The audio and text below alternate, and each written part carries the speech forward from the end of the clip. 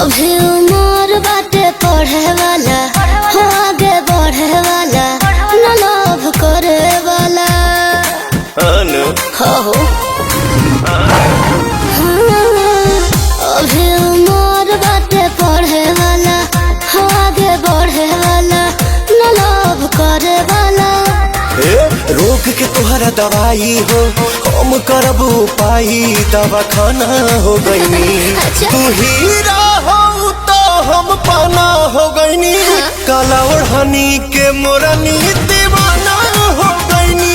काला ओढ़नी के मोरनी दीवाना हो गईनी।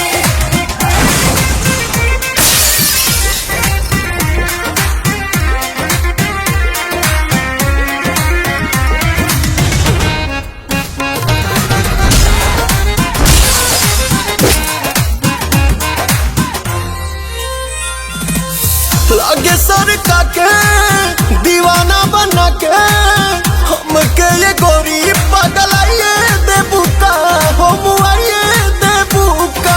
इल्जाम मत लगावा, जल के मच्छर बूझे बाबू, हम कहता रा तारा, हलाइन मारो तारा।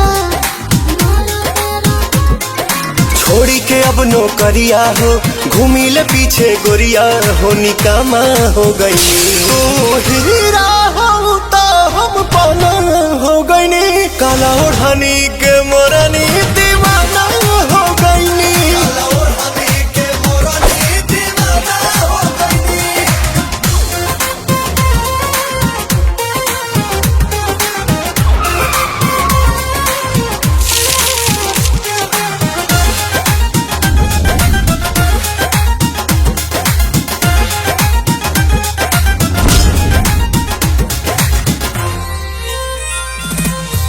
कहे पवनवा ले ले बिना धनवा, बनल साचो सजनवा चाहिला, अपने मनवा चाहिला।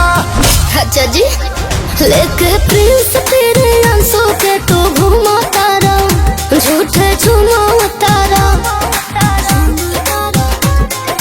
जुड़ल ऐसन नाता, दिल के तोहरा खाता में हम जमा हो गईनी।